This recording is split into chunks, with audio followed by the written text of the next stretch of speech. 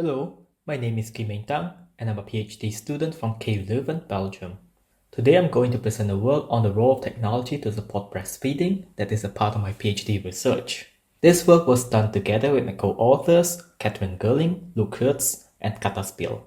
Breastfeeding brings many benefits for parents and children, although the process is often challenging. The adherence to the recommended breastfeeding practices is determined by many factors such as the ability to breastfeed and the intention to breastfeed, just to name a few.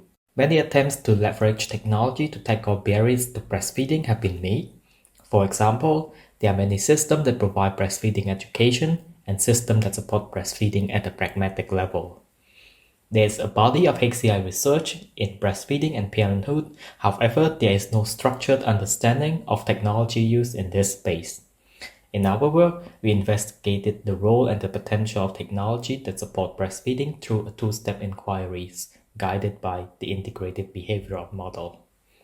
We sought to answer our research question: what is parent anticipated or lived experience of breastfeeding? And what are the implications for the role of technology to support breastfeeding? What are parents' general perspectives on technology to support breastfeeding? How do they align with their preferences and needs across the feeding journey? In the first phase of our work, we interviewed 12 participants about their lived and anticipated experience of feeding a child and their perspective toward technology in this space. In the second phase, we then built upon the findings from the interview study and conducted an online survey study on breastfeeding and technology, which we received 175 responses. Analysis of the interviews and the survey responses shows that the lived breastfeeding experience is more complex than anticipated and is entwined with practical and emotional challenges along the feeding journey. Parents' breastfeeding practice is heavily influenced by the society and the environment, which set an expectation on how and when parents should feed their child. Technology in this space needs to embrace and adequately reflect the complexity of the lived breastfeeding experience. For postnatal technology, the system needs to provide flexible support throughout the feeding journey, and there is also a potential for technology that targets the wider society.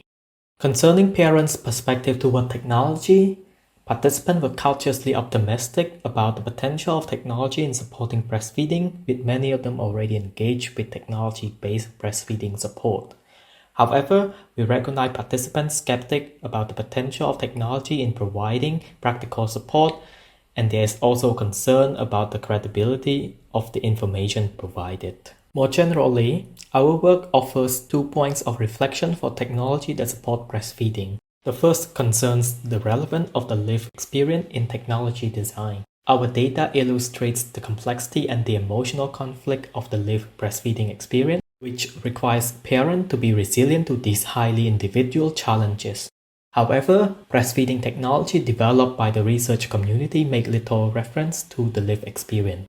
This risks presenting only the factual information rather than painting a complete multidimensional picture of the experience, and is a missed opportunity because technology could support parents in becoming resilient infant feeders. We speculate that the system in this space could come in form of mobile apps that are easily accessible for people who don't have any hand to spare. But we also want to highlight that these systems can only supplement problem solving, and that human support remains vital, particularly in the early stage of breastfeeding. Secondly, our work highlights the impact of social and environmental factors on the feeding practice. While in many interventions, the burden to follow through with breastfeeding is placed on parents. We argue that technology to support breastfeeding needs to engage a wider audience and has to cast breastfeeding as a collective effort that includes partners, family and friends, but also the wider society. For examples, technology could leverage simulations to convey breastfeeding parents' needs to stakeholders such as policymakers and architects, so that they can reflect on how they shape the environment that breastfeeding parents find themselves in. There is also potential for technology designed to normalize breastfeeding at the societal level. This entails technology that raises awareness about the feeding process and the right to breastfeed in public. We hope that our work will inspire further research in this area, and we invite you to read our full paper for additional and more nuanced research insights. Thank you very much.